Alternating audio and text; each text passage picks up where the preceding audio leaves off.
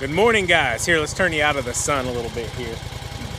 It is a little cool this morning. It's crisp.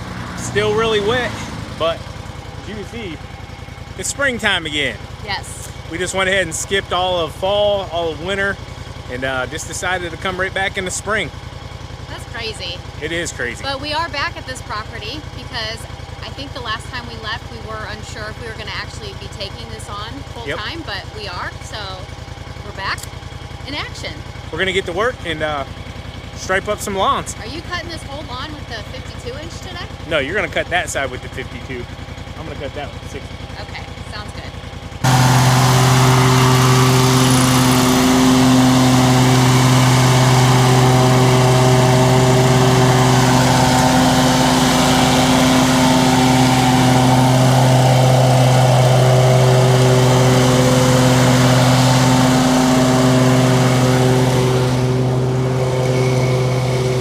Cutting at 3.5 inches right now, and if it starts to slow down, we'll start dropping that down. We want to be, 2.75 roughly by the end of fall.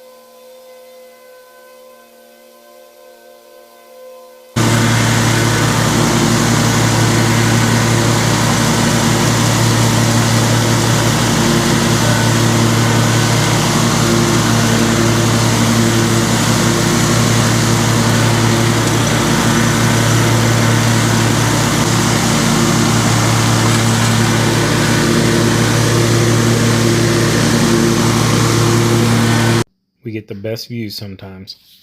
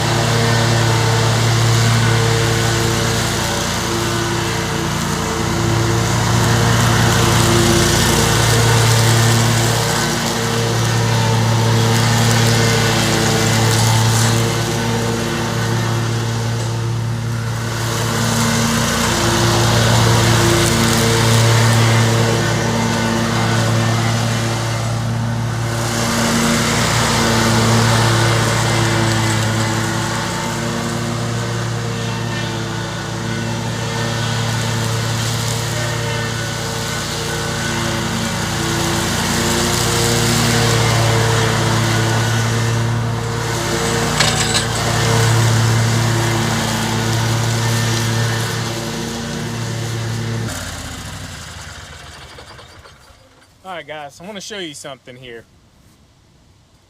As a lawn care professional, you should never ever be running over someone's gutters. Something like this, yeah, it's sticking out really far and it's an obstacle, but it doesn't even appear like it's screwed up there. You could pull it off real quick, move it out of the way, or you could just trim around it really quickly. This thing's pushed into the ground pretty good. Running it over though, backing over it, like I can tell this is a tire mark. Probably ran over there as well. Not good, not professional whatsoever. You should never ever do that. And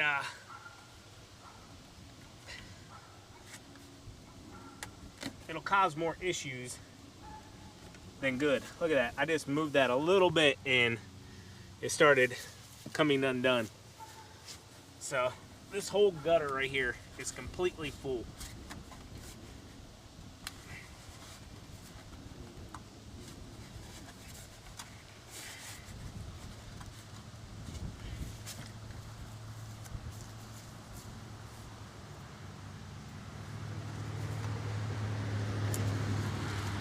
Does have a screw in it, but see, it's pinched, and I could tell this area was a lot more wet than it should be.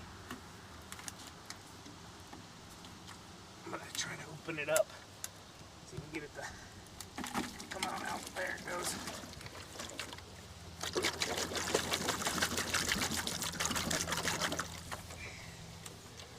It's pinched all the way down through here from just running it over.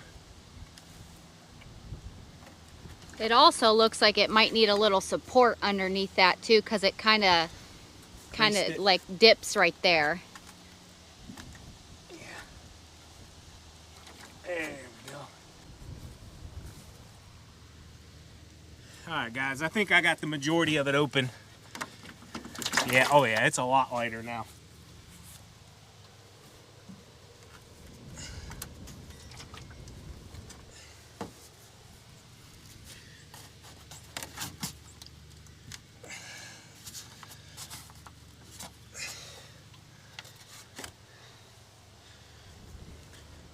All right, so not typically something we should have to worry about as the landscapers, but in the long run, that's going to make the property drier in this area. This area is super saturated right now because all that water is just backing up and coming up out of that downspout and then just flooding this whole area up against the house. So at least now it's open back up and it'll flow away and should dry up a lot better.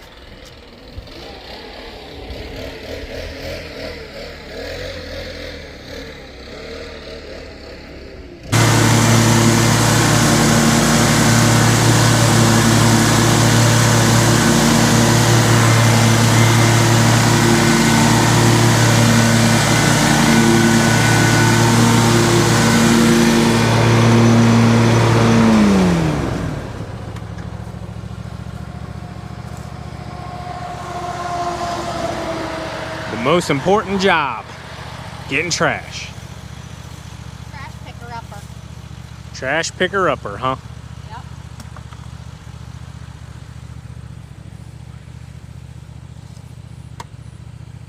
All right, so we haven't been here in a little while. It's got some growth on it once again. Let's get to it.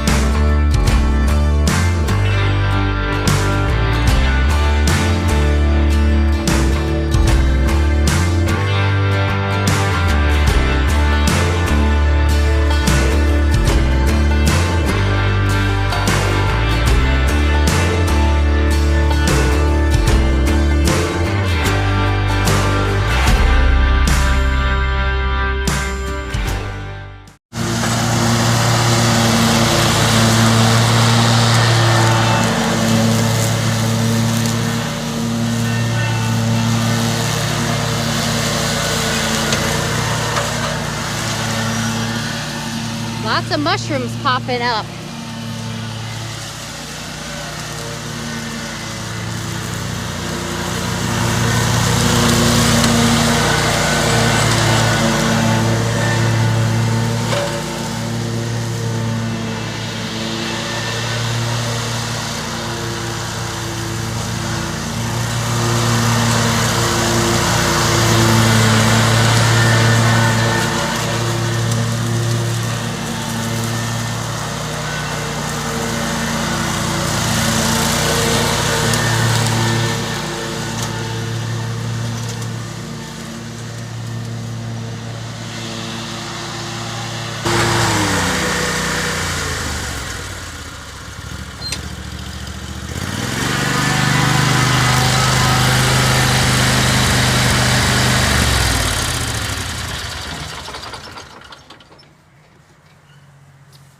Good.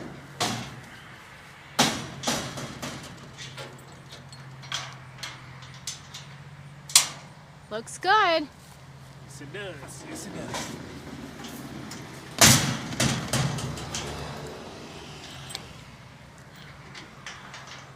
So real quick, clarifying a little bit of what I stated yesterday. I was stating that I supported that they needed a raise, and I was supporting that they were fighting against the autonomous takeover, as I call it. That's all I was stating in that. I wasn't saying I was pro-union or not pro-union. I told you guys I was going to keep politics completely out of that. My biggest concern is autonomous is happening. It's going to happen. But we all also need to make sure we're not killing ourselves, if you know what I'm saying, and ending what we can control, because inevitably autonomous can pretty much do all of our jobs at this point, if not in the very near future. And I know a couple of people commented like, oh, you'll always need plumbers, you'll always need this or that. Guys, they're coming for everybody. Nobody is safe. Nobody. And I know plumbers are like, oh, you know, you need plumbers. Absolutely, we do.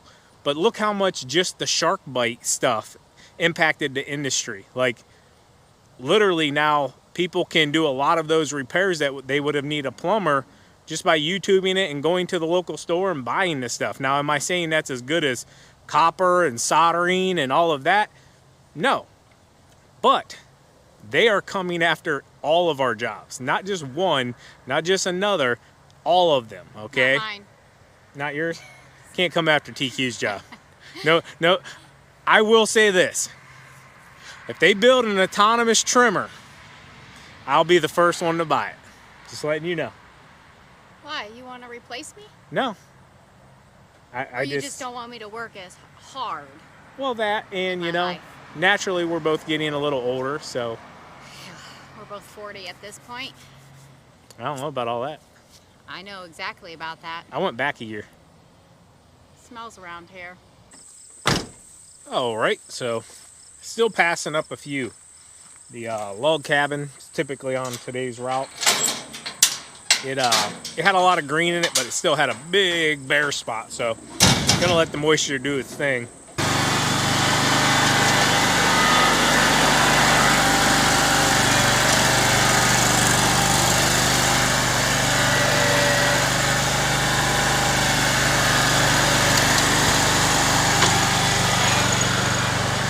That dry period is still very, very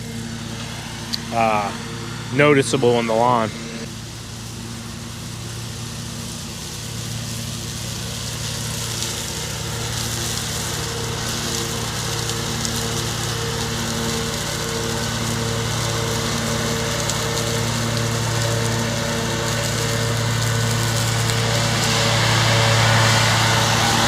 So if you didn't catch it there, before she came down the hill, she looked both ways. Got to be real careful on these turns.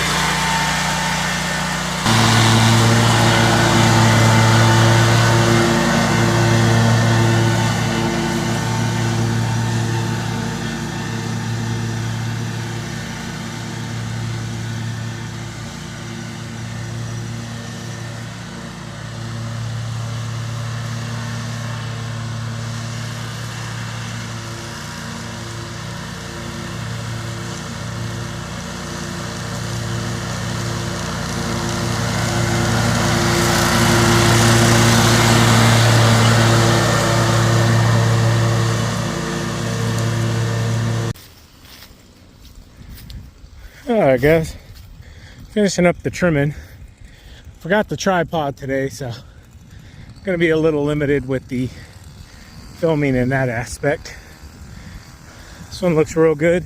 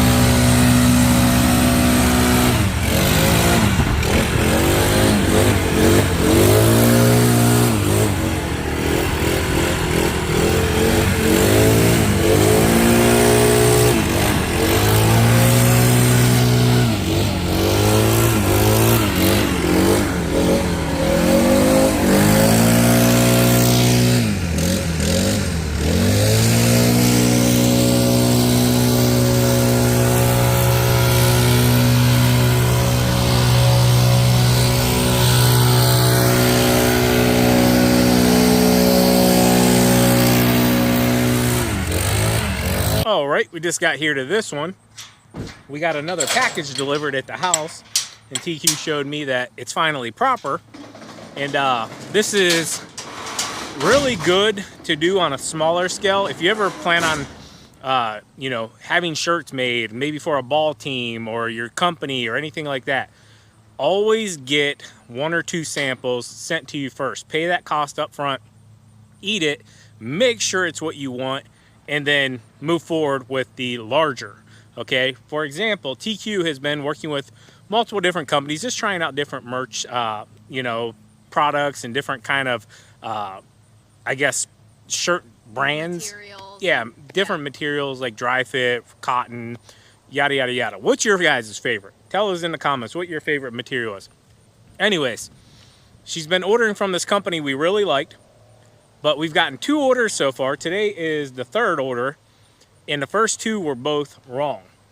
And the company ended up just sending us a big email saying, hey, we found an internal glitch in our computer system, but it's like, whoever's in charge of quality control, making sure what's going out is the final product, there's a flaw there for sure. Well, the thing is this company sends there's a proof sticker on it, and if it doesn't match, wouldn't you think like, oh, maybe we should redo this because this does not match this? Right.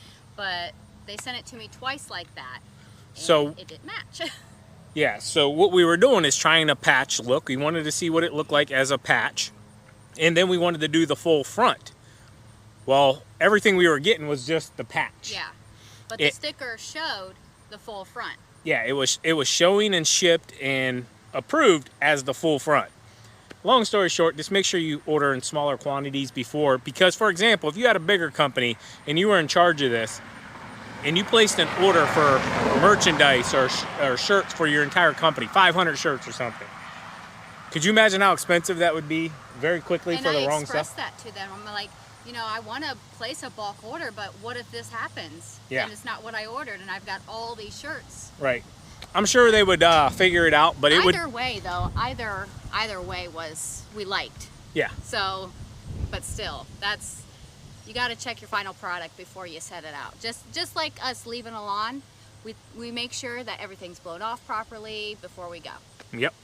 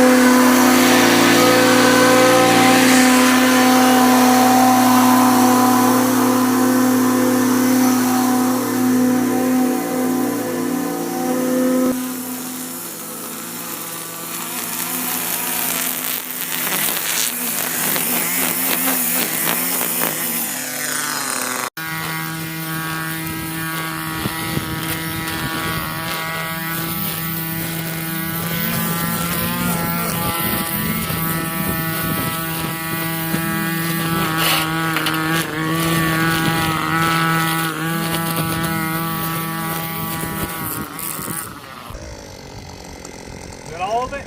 Yep. Gotta do this whole hillside here. There's a bunch of stone that kind of lines it all the way around.